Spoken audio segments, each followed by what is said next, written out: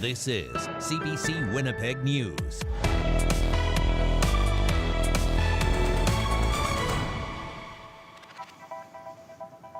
Good evening. Thanks for joining us. If you've stepped outside the last few days, you've probably noticed the hazy, smoky air has returned. Our smoky summer rolls on with parents watching closely, looking to see when it's a good time for kids to play outside. The weather has also prompted at least one day camp to create a policy on what to do when the air quality is poor.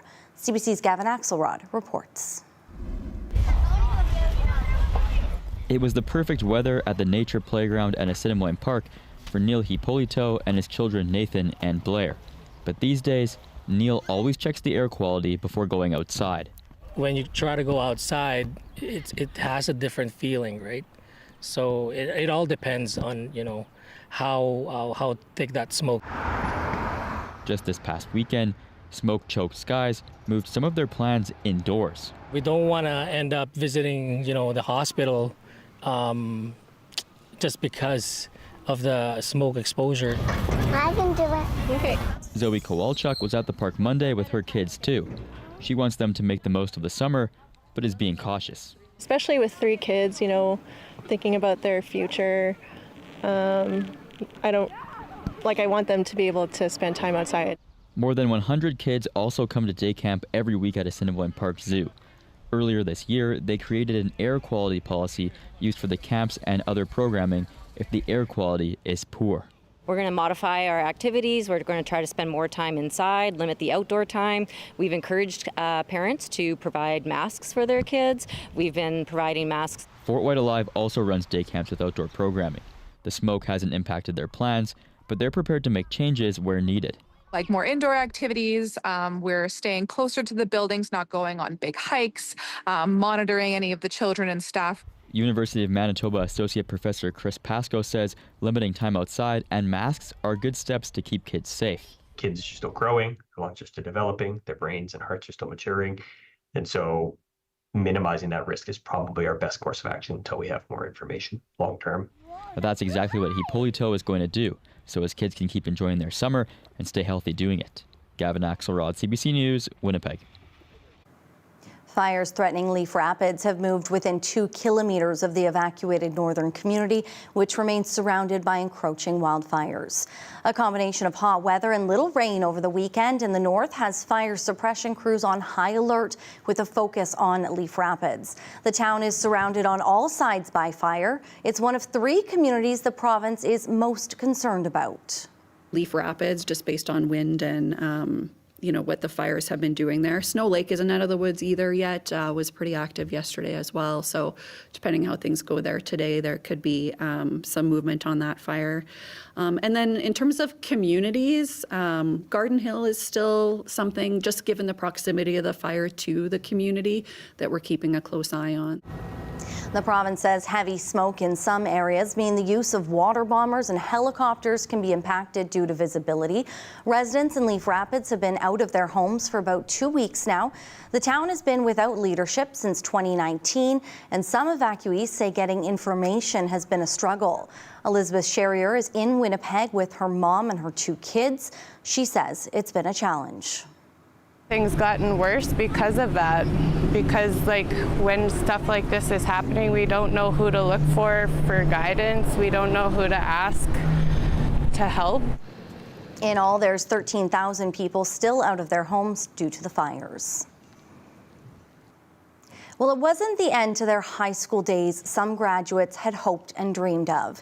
Instead of packing up their lockers and celebrating the end of the year, they were left grabbing their belongings and fleeing fires. But for dozens of grade 12 students in Flin Flon, graduation day was better late than never. CBC's Rosanna Hempel has their story. Only a few weeks ago, this celebration wasn't guaranteed, and neither was Flin Flon's future. But on Saturday, the city's high school graduating class got their diplomas in front of a home crowd. We weren't sure if we were going to get it, so it is really exciting. It means just a lot to have it and something normal again after we all left the town. The last few months have been anything but normal. From May to June, wildfires forced the community's 5,000 people to flee. These 54 grade 12 students scattered across Manitoba. And for Robin Hooper and his twin in Saskatchewan. It was kind of heartbreaking, but then when we came back, everything was all right, and we got our stuff planned. It was amazing. The ceremony recognized their accomplishments, but also the dedication of firefighters who protected homes and those who lost theirs. Organizer and teacher Rachel Wright was determined to give graduates this day, even if it was almost a month later than usual. This group has gone through a lot and persevered through it, and giving them something that they deserve and should have is really big. Longtime friends Isabel Kerfont and Scarlett Gunn are grateful to make memories here, as is Scarlett's mother, who crafted her dress while they were evacuated in Winnipeg. My mom, she did not stop working on my grad dress. Like, even on the road, she would just continue adding all the little things. And we even had to scour so many Walmarts and craft stores just to get one bottle of glitter paint. Just to sit there and bead and it was good. It was therapeutic to have it. I'm glad I grabbed it. It was kind of a weird last minute thing. I was on the way out the door, right? We had not a lot of notice. And I'm like, grab the fabric. Outside, banners bearing the faces of graduates lined the roads. Among Happnock Collegiate's decades-old traditions is a march down Main Street. Arm in arm, they walked under an orange sun. It meant a lot to the residents, too. This is the first kind of formal get-together with everybody. I'm very thankful to have this day, and the kids can have everything that they should have. As they get ready to leave for university, Emma White and Braden Tetlock are savoring these final moments with friends in Flin Flon. It feels great to be together again and all know that we're here together, our community's safe. It's really special that we actually get to do everything that we would for a normal grad. The class of 2025 leaves its mark. Until next year's graduating class, the city hopes to rise and once again stand together. Rosanna Hempel, CBC News, Flin Flon. 3 teens, including a 13-year-old, have been charged after a boy was attacked, robbed, and cut by a machete inside Polo Park Mall. The 14-year-old victim was shopping around 8:30 Friday night when the 3 teens approached him. According to police, he was hit multiple times with the machete, robbed, and suffered a significant injury to his hand. The 3 attackers then ran off. While the teen is recovering, it's left some shoppers saying it shows there's a need for more supports for youth. You know, the real problem is that we have so many people who are needing services, mental health services, services for teenagers. Where do they go? What do they do?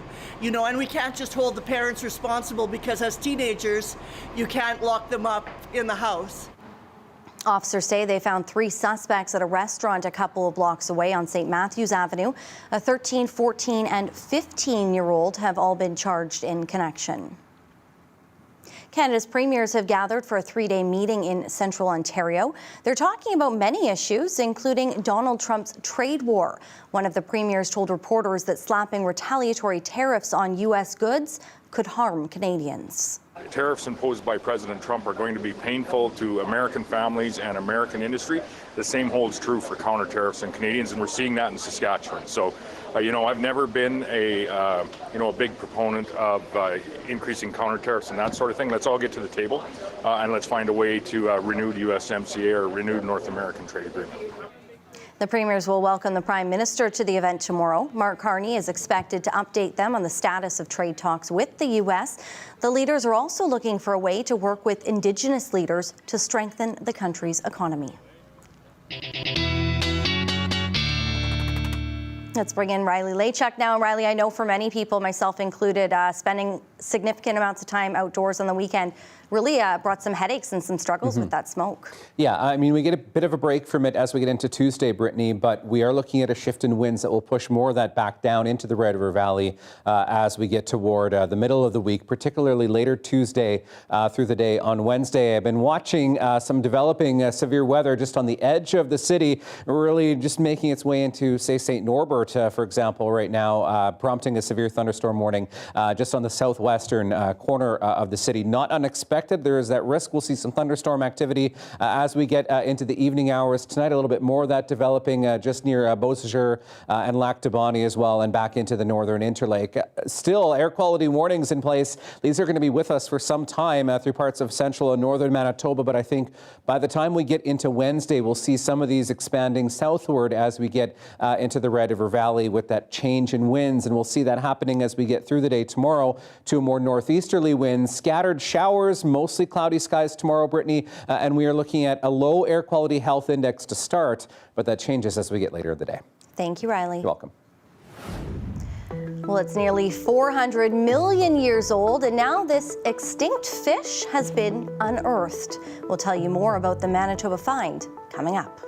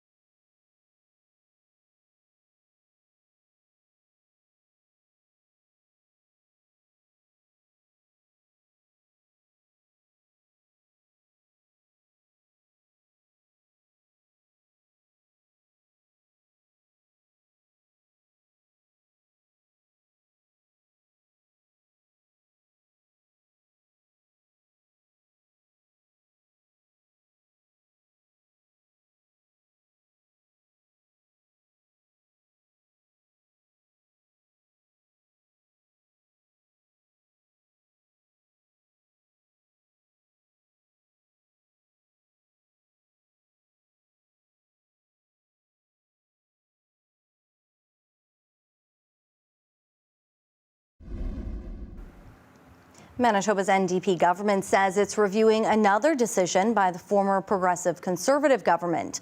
An $18 million grant made just 1 week before the start of the 2023 election campaign.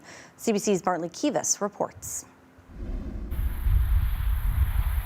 These fields, south of Winnipeg and the arm of Rechot, are the proposed site of the Winnipeg Regional Rail Port. A company called John Q. Public, which is owned by 12 Manitoba rural municipalities, is planning to transform this agricultural land. The former PC government gave John Q. $18 million to buy land and conduct studies for the project. The money flowed in the waning days of Heather Stephenson's PC government, 1 week before the start of the 2023 election campaign. When the PC government made that grant, there was no public disclosure. There was no announcement about the $18 million contribution. Now the NDP government says it has questions about the grant. We're really concerned about what we're seeing here, which is that $18 million was sent out as a grant moments before the last election was called, and there was no announcement of any kind made. Finance Minister Adrian Sala says the province is concerned about the return on investment for the project. According to a 2024 status report by John Q. Public, it's trying to land BNSF Railway as an anchor tenant. The railway didn't respond to a request for comment. John Q. CEO Colleen Sklar said in a statement she can't speak about the plans due to a confidentiality agreement. She said a major announcement's coming soon. The company's status report also suggests the province may have to make infrastructure improvements, such as building a new highway overpass and a dike to protect the site from a major flood on the Red River. The finance minister says he's concerned about the potential costs. These are things that can be in the range of hundreds of millions of dollars. Honourable Speaker, Heather Stephenson and her Education Minister, the member... This second time John Q. Public has come under scrutiny from the NDP government. Earlier this year, it asked Manitoba's Auditor General to review a John Q. daycare construction project. The PCs say they welcome the results of further scrutiny. In a statement, Lac du Bonnet MLA Wayne Owasco said the NDP's current fascination with John Q. Public is nothing more than a fishing expedition. Sala didn't say when his government will finish its review. His office did say there are provisions to reclaim the land in Rechot if the rail port does not proceed. Bartley Kivas, CBC News, Winnipeg. The government says the funding agreement with John Q. Public was signed the day before pre-election blackout period.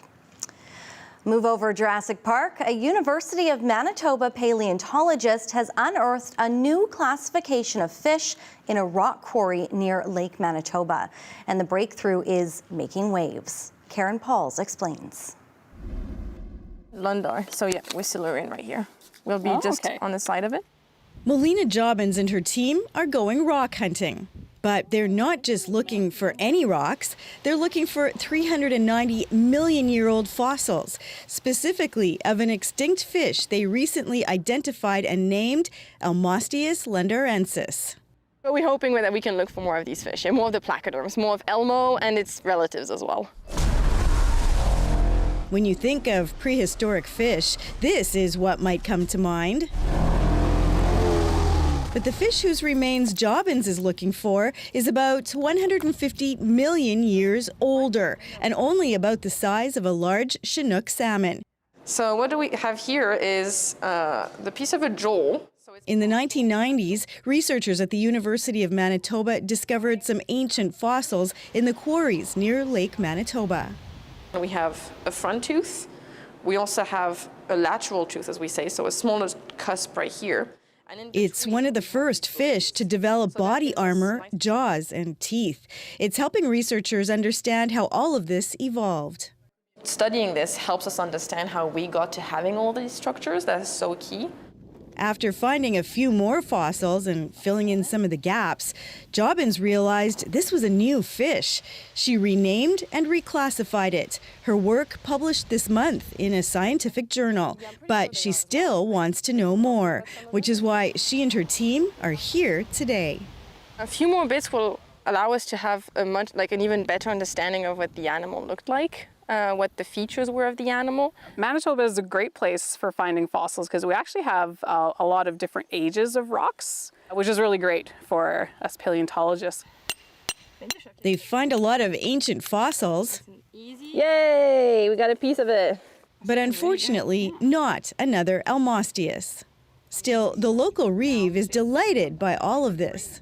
We used to find all these little fossils when we were crawling around out here and going swimming and stuff, so it was actually pretty neat that when you get the experts out here and kind of show you exactly how old things were and what they are. Sifting through these dusty rocks, looking for clues from our past to get an insight into how we got here and maybe where we're going.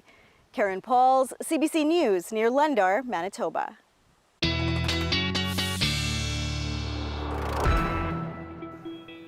Well, it looked nice and sunny in Lundar. A little bit of everything over the past kind of 24 hours. We've had the smoke, we've had the haze, we've had the humidity, the rain. A little bit of rain this morning, too. Yeah. What's up Not next? bad. Some thunderstorms. How about we throw some thunder and some lightning into the mix? Why not, right? As expected, we are seeing some thunderstorm development in parts of southern Manitoba. We're really right on the doorstep of Winnipeg as we head into the evening hours here. I'll show you lightning tracking again, and you can see that storm cell that I showed you earlier just on the doorstep of the city, kind of starting to push its way into Waverly West, down into Bridgewater, maybe even parts of Charleswood getting some rain. The potential for some hail with this one up to the size of Nichols and some strong wind gusts as well. And this is mainly coming for the southern side of the city. Maybe you just get some rain where you are, maybe you get the work. So just be mindful that we do have that risk of thunderstorm activity as we get into the evening hours tonight. It does taper off as we get into the overnight hours. This is all associated with a couple areas of low pressure, a trough that's moving along with that, triggering some of that thunderstorm activity as we get into the evening. In behind that, a bit more instability yet to come, this in the form of some rain showers mainly, particularly the further south you are in the city. But again, there's been some disagreement with the forecast modeling on what exactly this does once it moves across the international border into parts of southern Manitoba. Some of the modeling, which I'll show you in a minute, is suggesting the potential for even 20 plus millimeters in Winnipeg. I think that's a little bit on the high side just because of the track of this as it makes its way. It's a pretty quick mover as well, and the fact that it does start to taper off as we get through into the afternoon hours tomorrow. So that's why I say I think do expect some scattered showers into Winnipeg through the day tomorrow, but definitely more of a steady rain for places like Brandon, Killarney, into Morden and Winkler as we get through the early part of the day tomorrow. Bit of residual showers, maybe some thunderstorms as we head through later Tuesday into Wednesday. Then we're back into a mix of sun and cloud, and we'll start to see our temperatures warming as we get a bit of a ridge in the jet stream forming as we get toward the weekend. So here's one forecast model run of the rainfall projections of what we're expecting over the next 24 hours or so. This does not take into account some of the thunderstorm activity that we see through the evening, but you can see some pretty wide-ranging totals. General 5 to 10 millimeters, probably some pockets where we see more of that as we get through the day on Tuesday as well. In behind that, a shift in winds back to a northeasterly flow, and what that will do is push a bit more smoke and more haze down into southern Manitoba. So that begins to push through as we get through the later part of Tuesday, but as we get into Wednesday, you can see some of these oranges, these yellows, these reds. This is when we're getting into that air quality health index up around that 9, 10 plus again. So that's what we're looking at as we head into later Tuesday, into Wednesday and Thursday, some smokier conditions into southern Manitoba once again. Your forecast temperatures as we get through the afternoon on Tuesday, 20s and 21s into the west. Brittany, we're looking at 22s and 23s into the Red River Valley. Thanks, Riley. You're welcome. It's a new spot to take your best four-legged buddies. The city's brand new off-leash dog park already has tails wagging. More straight ahead.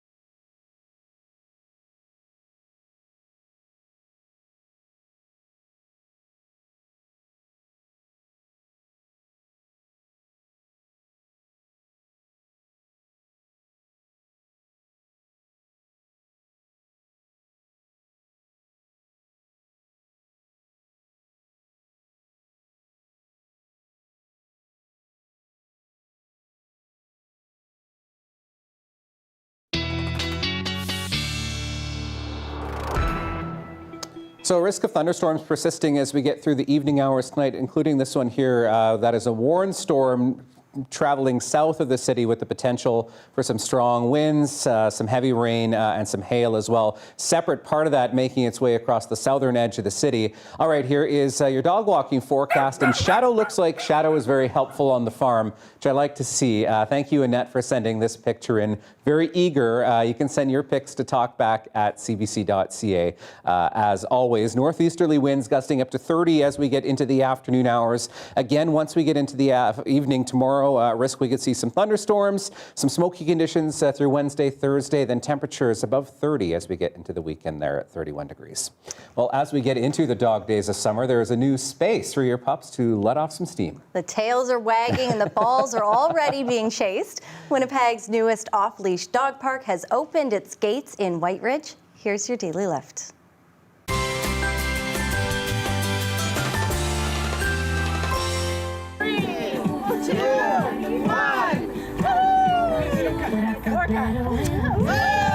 To have one in our neighborhood now is just fantastic, especially for him with all the energy he has. For him to get to meet other dogs and play is just fantastic. It's really nice because it's like always like a little bit of a drive to get to other dog parks, and although they're bigger and like there's more dogs, it's really nice to just be able to walk over and have some time for him to run off leash. They can literally walk from their house to the dog park.